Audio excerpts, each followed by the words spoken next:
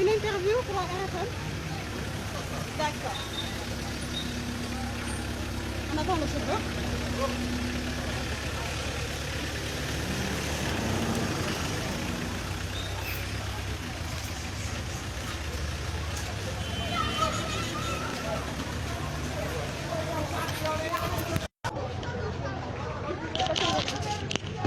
Écoutez, ce qu'on retient simplement, c'est que ce régime a décidé de ne pas faire éclater la vérité. C'est par de multiples moyens, y compris celui de la répression, même pas d'une manifestation. On avait appelé à un rassemblement pacifique pour échanger avec les populations. Et voilà qu'elle décide non seulement d'interdire un droit constitutionnel, de violer un droit constitutionnel en interdisant une manifestation, mais en plus, on charge des passants pacifiques, on arrête des dames qui sont debout sans avoir commis le moindre délit. C'est une catastrophe, c'est terrible. Mais la vérité éclatera parce qu'on la dira. Ça, il faut que ce soit su, que ce soit dit. C'est le leitmotiv du Congrès pour la renaissance de la démocratie. Alors, quelle sera la prochaine étape? Écoutez, nous continuons d'informer, nous rencontrons les associations, les partis politiques, les mouvements citoyens. Lorsque les réunions se tiendront dans des espaces privés, on peut quand même supposer qu'on ne va pas recevoir des grenades lacrymogènes. Donc nous allons adapter notre stratégie face à ce régime répressif et qui surtout est en train de se cacher derrière des mensonges. Tout cela pourquoi? Pour voler le peuple, pour voler le pétrole et le gaz du peuple. Nous ne l'accepterons pas. Alors, ci wolof gis nañ manifestation bi dañu ko réprimer lan mooy sa impression? waaw mais loolu dafa bokk ci li nga xam ne lii moom mooy seen mbëbët làq dëgg bañ dëgg feeñ li nga xam ne lii jot nañ ko jël mu des ca ñoom li nga xam ne lii programmé nañu war ko jël ëllëg mu nekk itam ci ñoom loolu nag duñ ko nangu.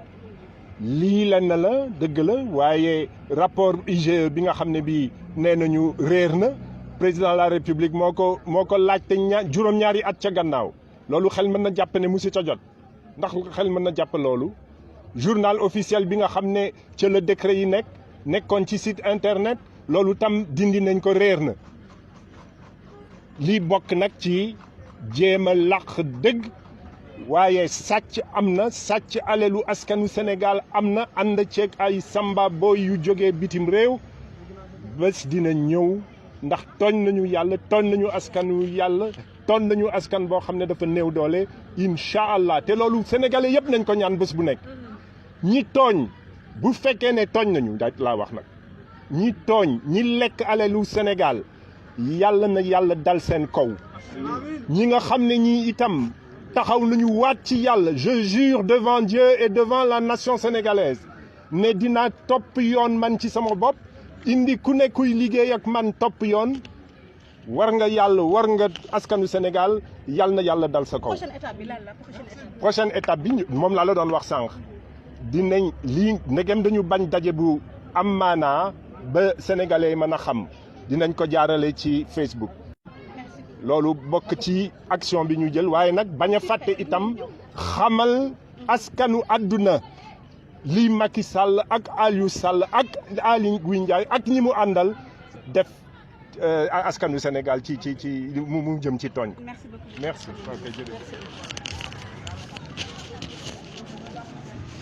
nag bu xasee jóg kenn mënu ci dara gis ngeen li xew Algérie gis ngeen li xewoon Afrique du Sud gis ngeen li xew feneen ak feneen Sénégal. Sénégal.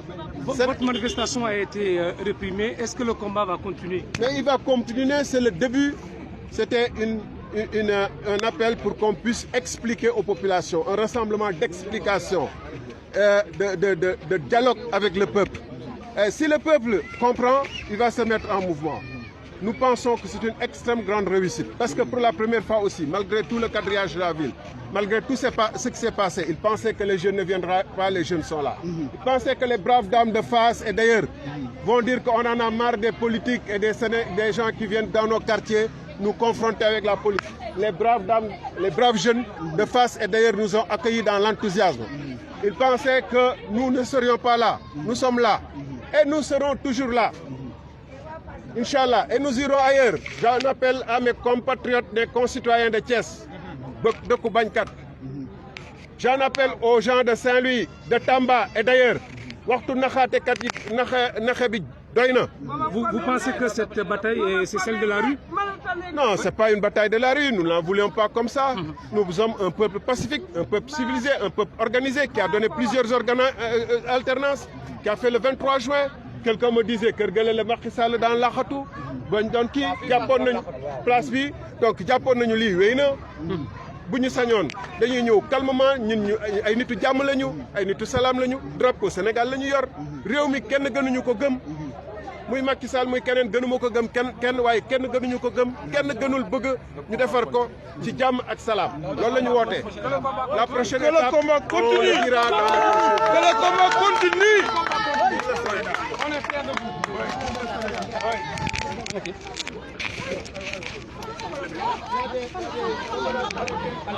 Il y a des camarades arrêtés dans les commissariats, on va leur rendre visite, voir quelle est leur situation qui leur est faite. Il y a les amis, on ne veut pas citer de nom parce qu'on va en oublier, mais il y a les amis de toutes les organisations. On demande à ce qu'ils sortent parce que eux tous, ils croient en notre pays. Oui. C'est notre dénominateur commun. Et ce pays, il y a des gens qui sont en train de spolier ces richesses. Et je dis que c'est grave que le commissaire, le procureur, au lieu d'organiser une enquête dans les bonnes et due forme, au lieu d'aller lui-même demander aux enquêteurs de la DIC et de la section de recherche d'aller établir les faits et de convoquer les uns après les autres tous ceux qui sont soupçonnés d'avoir pris part à cette grande tragédie, dit qu'il en appelle aux témoins, qui reste chez lui tranquille et attend que les gens viennent s'autodénoncer. Personne ne viendra s'autodénoncer. Il faut que ce que la BBC a fait jusqu'à pouvoir amener dans ce pays-là des informations très plausibles, aller à travers le monde. Mais nos enquêteurs doivent pouvoir le faire, ils sont très outillés pour le faire. Absolument. Pourquoi attend-on qu'il y ait des sortes de dénonciations calomnieuses et autres? Ils savent comment des enquêtes doivent se faire. Ceci est un scandale, une façon d'étouffer l'affaire. C'est un scandale. Et il faut que les gens le comprennent. Et à force de pousser un peuple au bout, en jouant avec la justice, en manipulant la justice, quand on veut pour 1,8 milliard, pour 1,8 milliard, wow. Xam nga lu tax muy waaj ni mu bañaloon Ablaye Wade waaw moom lay def tey waaw lu pire ak famille jabaram kese ñun dañoo sonn ci Macky monsieur le ministre asalem ko sonn nañ ci Macky tey nañu jong ma waaye loolu ay naxaate la ay naxaatekat la appel à candidature appel à témoin dañ koy def ci fu fekkee ni accident dafa am procureur amul benn moyen pour xam kan moo def mbir mi daw na waaye lii kayit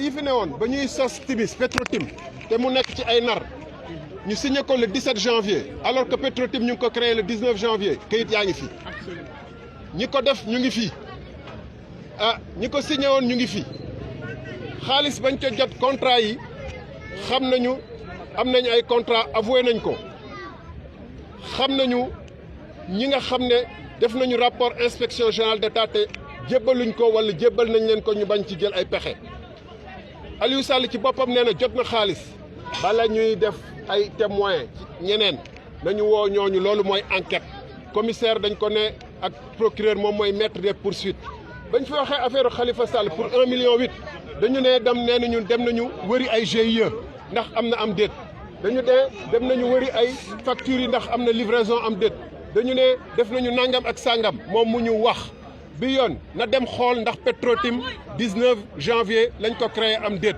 te 17 janvier la signé nañu xool kan moo créé Petrotim Sénégal en juillet 2012 mu ngi tudd Aliou Sall na dem laaj ko ci yan anam la créé Petrotim Sénégal Ablaye Wade moo signé woon na dem laaj ko Macky Sall moom moo signé décret yi na dem laaj ko lu tax mu signé décret yi nee nañ ci décret yooyu dafa am yu ci faux lu nga xam ne Aly Ngouille Ndiaye moo ko ci buruxal na dem laaj ko buruxal yooyu parce que am na am déet bu boobaa nag ñun bu ñu ñëwee laajee ñu ñëw bu boobaa sax sañ nañu convoqué parce que procureur ku mu woo par force nga ñëw waaye boo buggee suulab mbir nga ne kii xam nga lu ñuy laajte lu leen soxal ñoom du mbuxum bu ñu mbuxum alalu Sénégal la mu leen soxal dañu ne kan moo yolle mbir mi ñoom lu enquête bi ñu def bi mooy ci affaire rapport IGE bi kan moo ko feeñal maanaam sàcc nañu Sénégal nax nañu Sénégal ñoom du loolu moo leen soxal kan moo leen yoole moo leen soxal loolu tax ñu def beneen enquête ci rapport IGE.